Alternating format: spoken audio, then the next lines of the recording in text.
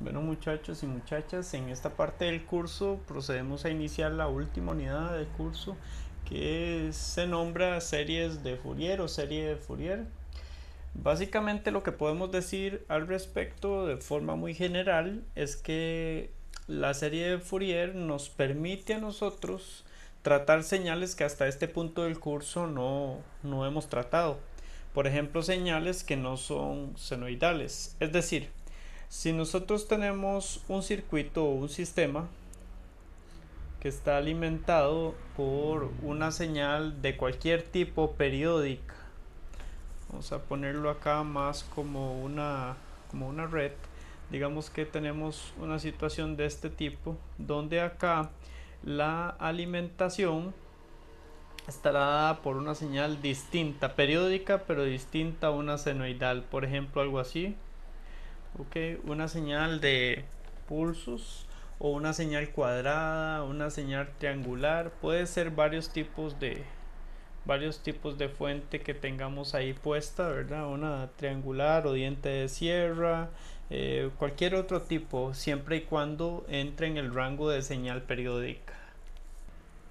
Ok, señal periódica, ¿verdad? Que bajo el criterio de Fourier o lo que dice el fundamento de la serie de Fourier es que nosotros podemos también representar eso como si fuese una sumatoria de señales senoidales, que varias de ellas en distintas frecuencias. Esto quiere decir entonces que podemos hacer una superposición también con una señal CD que va a traer en frecuencia cero ese sistema, ¿verdad? Vamos a llamar que alimentamos a un circuito A con esa señal de algún tipo periódica, y ese mismo circuito A puede representarse por una serie de Fourier que sea básicamente una sumatoria de varias senoidales, es decir, una superposición de las mismas. Entonces, nosotros sabemos que podríamos analizar la salida de ese sistema A o circuito A, ¿verdad? En función de una superposición de cada una de ellas, ¿verdad? Si estos son un valor CD acá, esto es una senoidal A, una senoidal B, una senoidal C, pero una de ellas será la que determine quién es la frecuencia fundamental. ¿Ok? La frecuencia fundamental es un concepto que se utiliza acá. Normalmente en algunos textos lo van a encontrar como F sub O. Claramente esto nos dará una frecuencia angular sub O y un periodo, ¿verdad? Un periodo que va a ser el fundamental también. Entonces, básicamente si nosotros apagamos cada una de estas fuentes por métodos que ya conocemos, podemos determinar cuál va a ser la respuesta en estado estable de cada uno de estas senoidales, ¿verdad? Entonces, si tenemos superposición para cada una de ellas y sumamos las superposiciones o las respuestas en estado estable, vamos a tener un equivalente a la respuesta en estado estable de este sistema. Es decir, la respuesta en estado estable de una señal periódica que es distinta a una senoidal acá, mediante dicha superposición.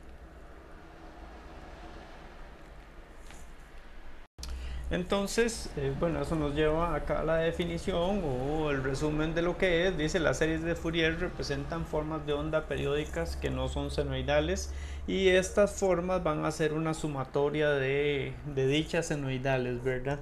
Que equivalen a eso, y les menciono yo que tienen una frecuencia fundamental que es el core de funcionamiento de esto, ¿verdad? En el cual nosotros decimos que a partir de esa señal obtendremos las armónicas. Las armónicas son múltiplos de la frecuencia fundamental. ¿Qué ventajas nos ofrece esta estrategia de series de Fourier para análisis de circuitos? Bueno, mediante, mediante eh, el análisis por series de Fourier se muestra que una onda periódica componentes sinoidales a distintas frecuencias.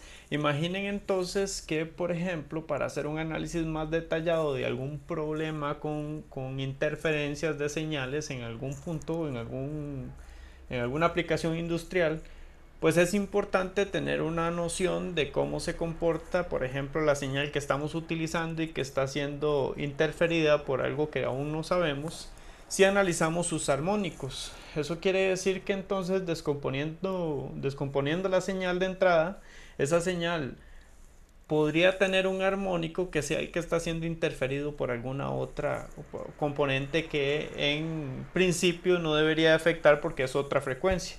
Resulta que cada señal periódica podrá tener una armónica que coincida de alguna forma con su interferencia y ahí es donde se generan los problemas y por ende nosotros mediante un análisis de este tipo podríamos incluso decir cuál es la solución o la posible solución a dicho problema.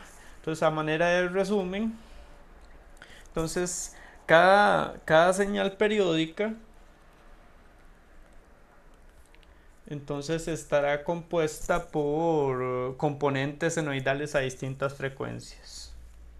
Esa parte nos da una descripción general. Podemos entender el significado ahora, ¿verdad? De lo que es escuchar la parte alta la parte de alta frecuencia de una onda rectangular. Okay, eso normalmente va a ser un poco extraño de inicio y vamos a decir que raro, bueno, esta onda rectangular tiene una frecuencia, como va a tener una frecuencia distinta. Bueno, eso es donde se trata a nivel de armónicos. Entonces decimos que podríamos comprender en este caso ahora sí qué significa tener una parte de alta frecuencia para una onda de otro tipo. Que ya ahora sí es más fácil comprender cuando se escucha de alguna aplicación industrial o de algún texto avanzado que la parte de alta frecuencia de esa señal pues tiene algún problema o alguna interferencia de algún tipo. Otra cosa que podemos decir es que esta estrategia nos permite mediante superposición encontrar la respuesta de estado estable, que es lo que mencionamos inicialmente por acá. Vamos a ponerlo acá a manera de resumen. Okay, entonces mediante superposición podemos encontrar la respuesta en estado permanente o estable de una señal de entrada que es periódica y no necesariamente senoidal. De hecho es para tratar señales no senoidales. Solo para dar ejemplos de cómo se verían las simetrías, vamos a hacerle un poco de espacio acá, ejemplos de señales simétricas o ejemplos de simetrías. Entonces decimos lo siguiente: una señal, por ejemplo, que es par puede tener esta forma en la cual se puede extraer que tiene de alguna forma de un lado del eje para valores positivos un espejo en valores negativos. Es decir, si por acá la función viene así, para valores positivos tendremos un espejo de ella. Podría continuar hacia el otro lado en valores negativos y tener un espejo a este lado también. Okay, esto es un ejemplo de señal par.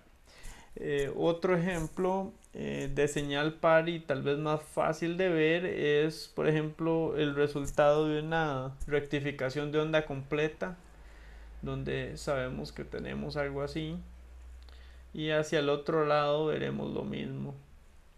Ok, función par. Entonces vean que básicamente tiene un espejo.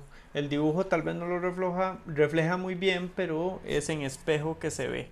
Entonces, ya para cerrar, una señal que tiene simetría impar sería algo visto de esta forma, donde la parte negativa no es igual a la parte positiva. Y no hay un espejo ahí que yo pueda relacionar, sino más bien un comportamiento distinto, como un f de menos t a f de t. Entonces esta será comportamiento o simetría impar.